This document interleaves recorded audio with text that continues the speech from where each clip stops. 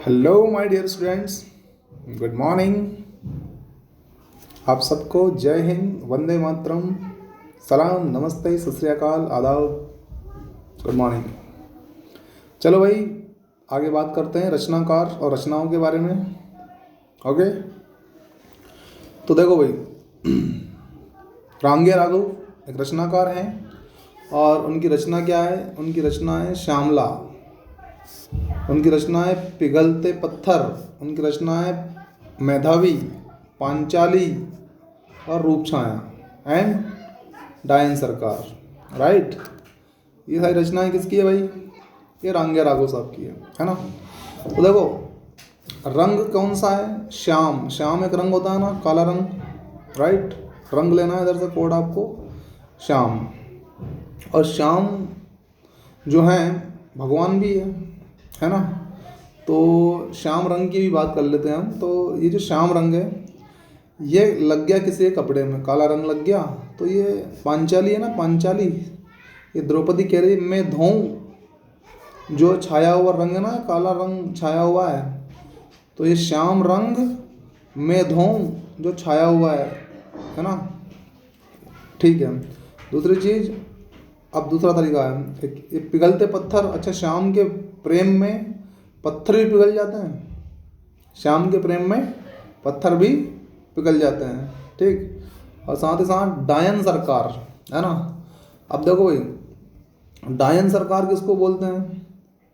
जो हर चीज़ को महंगा कर दे। किसको? महंगाई डायन खाए जाते है ना, महंगाई डायन खाए जाते हैं। तो रंगे है ना, रंग भी महंगे हो गए यहाँ पे। तो क्या हो गए?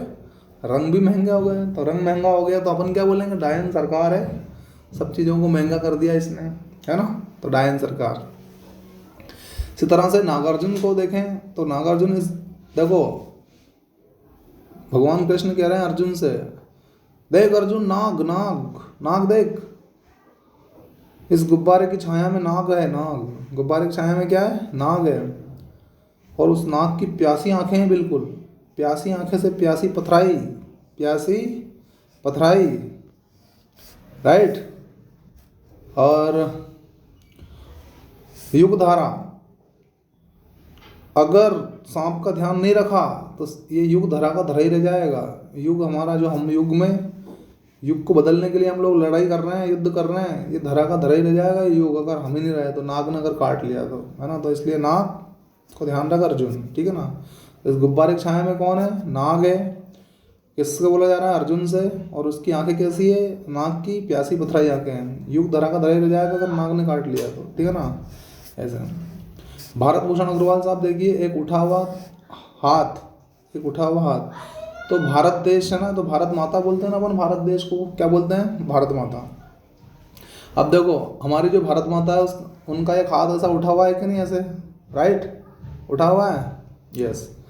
और हाथ उठे हुए हाथ से वो क्या कर रही है आपको? कि भैया जागते रहो सब मेरे बच्चों, जागते रहो। ओके, अनुपस्थित मत रहा करो, जब जब मैं बुलाऊं देश की रक्षा करने के लिए सब उपस्थित हो जाया करो, है ना। तो भारत माता क्या करे? अनुपस्थित मत रहा करो, ठीक है ना। और साथ ही साथ कवि के बंधन, तो हम सब लोग भारत देश के, भारत देश से हमारी बॉन्डिंग है कि नहीं, हमारा बंधन है कि नहीं। तो हर कवि का भी बंधन है, हमारा भी बंधन है, कवि का भी बंधन है, सबका बंधन है भारत से। तो राइट, मेरे खिलौने, मेरे खिलौने। अब मेरे खिलौनों को कैसे याद करेंगे? कि भारत माता क्या कह रही है कि भैया मैं तुम्हें कितने खिलौने देती हूँ। हम कहते हैं हमारा भारत हमारे लिए क्या है? हमारे लिए सबसे बेहतर देश है। तो कहने का मतलब ये है कि हम जब छोटे थे तो मेरे खिलौने जो थे वो कौन देता था मुझे? भारत माता देती थी। मतलब कहने का मतलब ये है कि भारत से ही हम जो हैं, किसी न किसी क्षेत्र से अपने खिलौने मंगवाते थे, दुकानों से लेते थे। राइट, तो मेरे खिलौने, भारत भूषण अग्रवाल, एक उठा हुआ हाथ, कवि के बंधन, जागते रहो और अनुपस्थित लोग, मेरे खिलौने। समझ में आ गया बेटा? ओके, आगे देखें। सॉरी,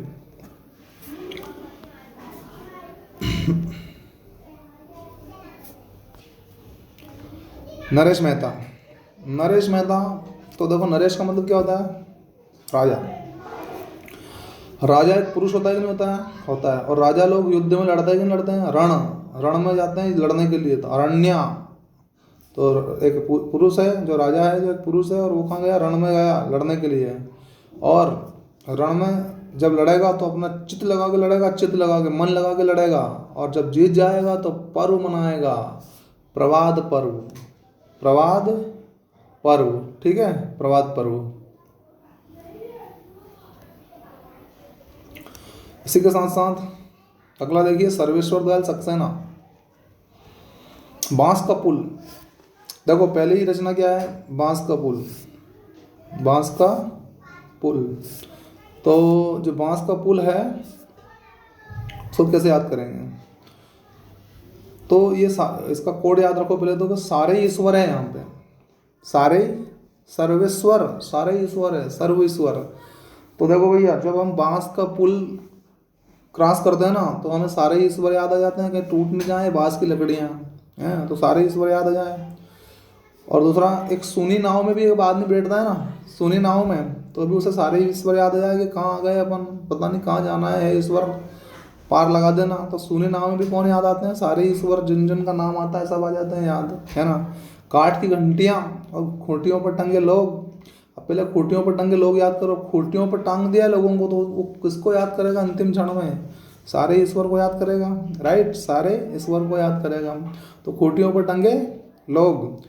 और खूंटी किसकी रहती है भैया, जनरली तौर पर लकड़ी की खूंटी रहती थी, है क्या नहीं। तो वो लकड़ी को क्या बोलते, काठ, तो काठ की घंटियाँ, तो वो जो खूंटी पर टंगा हुआ आदमी हो किसको बजाएगा, उस लकड़ी को ही बजाएगा, कि जिस तरह से यहाँ से मुक्ति मिल जाए, है ना। तो काठ की घंटियाँ, ठीक है। फिर अगला गिरिजा कुमार माथुर, देखिए अगला, अगला कवि हमारा कौन, गिरिजा कुमार माथुर, ठीक है। गिरिजा कुमार माथुर, तो गिरजा शब्द याद करना है आपको, गिरजा शब्द याद रखना है। गिरजा को चीज़ नीचे गिरजा दी ना, वो आपने देखा होगा कई बार लाइट में जो तार टंगे होते हैं, वो तार सप्ताह में गिर जाए एक ना एक बार, तो तार सप्ताह में गिर जाए। उसके बाद जो नशा में आदमी जो रहता है ना, नशा में, ये नशेड़ी आदमी भी शिला पे गिर जाए, कई बार तो पत्थर पे गिर जाए, किस पे गिर जाए, और गिरने के बाद में भी क्या बोलता है वो, गिरने के बाद ही बोलता है मुझे और भी कुछ कहना है, मुझे और भी कुछ कहना है। और क्या कहता है वो, कुछ आप पूछा आपने क्या बोलना है बेटा, बोले मज़ा आ रहा है मुझे, क्या आ रहा है, हाँ, क्योंकि पीने के बाद उसको क्या आ रहा है, चढ़ रही है उसको, तो उसको क्या मज़ा आ रहा है ना, हाँ। फिर शिला पंख चमकीले हो गए, शिला पे गिरा था वो, धूप के धान, तो धूप के धान कैसे याद करोगे, धूप के धान ऐसे कि धूप के हो धान या किसी के भी हो धान, भैया नीचे तो गिरने गिरेगा ही गिरेगा, अभी कभी भी काटेंगे अपन धान को तो नीचे तो गिरेगा ना, तो गिरेगा, धूप के धान भी गिरना ही है, सूख के गिरेगा, धूप में सूख जाएगा फिर गिरेगा, ठीक है ना, इस तरह से। क्लियर है भाई, ओके। उसके बाद में देखेंगे आप लोग, तो गजानन माधव मुक्ति बोध, गजानन माधव मुक्ति बोध, तो आपको ये मुक्ति का बोध याद करना है, मुक्ति क्या याद करोगे, मुक्ति, मुक्ति, मुक्ति। देखो एक काठ का सपना, काठ का मतलब क्या होता है, लकड़ी, लकड़ी का भी एक सपना है कि मुझे इस जीवन से मुक्ति मिल जाए, तो बहुत अच्छी बात है ना। कब तक लकड़ी बन के रहूँगी, तो लकड़ी का या काठ का सपना है कि मुक्ति मिल जाए। एक सतह पे जो नीचे बैठा हुआ आदमी रहता है ना, वो उसका सपना होता है कि मैं ऊपर उठ जाऊँ, सतह से उठता आदमी वो भी चाहता है सतह से मुक्ति मिल जाए, है ना। सतह से उठता आदमी, है ना, उठ ही क्यों रहा है वो, क्योंकि वो थोड़ा बड़ा आदमी बनना चाहता है। चांद का मुंह टेढ़ा है, तो जिस आदमी का मुंह टेढ़ा रहता है वो ये नहीं चाहेगा कि इस टेढ़े मुंह से मुझे मुक्ति मिल जाए और ईश्वर मुझे अच्छा सामान्य मुंह दे दे, राइट। तो चांद का मुंह टेढ़ा, तो चांद भी कह रहा है कि मुझे भी इस टेढ़े मुंह से मुक्ति मिल जाए। एक साहित्य की डायरी, है ना, देखो ये साहित्य की डायरी आप कब लिख पाओगे, जब टेंशन से मुक्त रहोगे, तब जाकर अच्छे विचार आपके मन में आएंगे, है ना।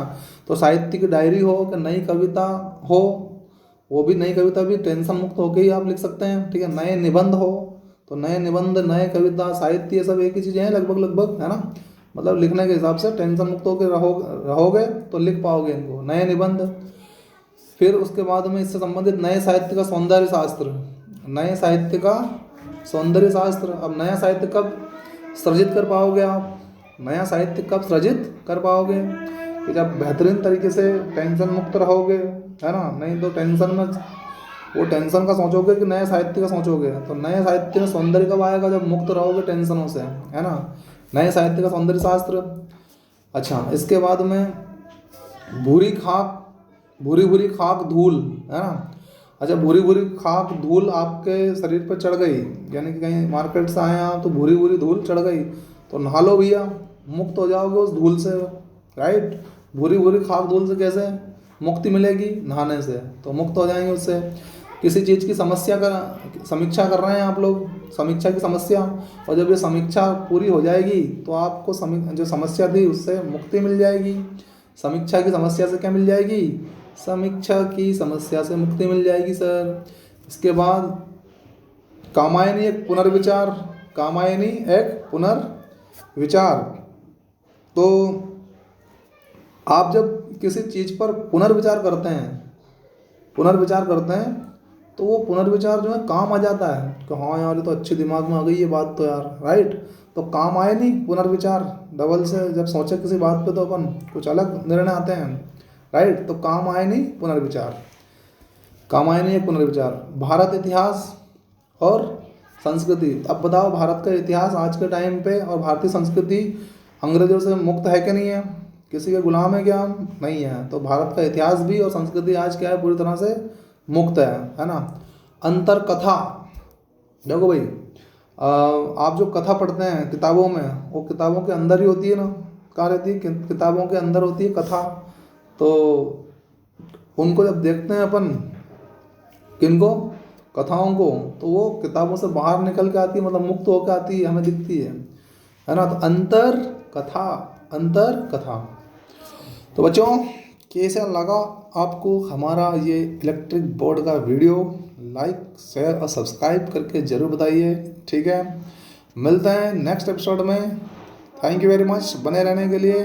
Okay, good day and good bye.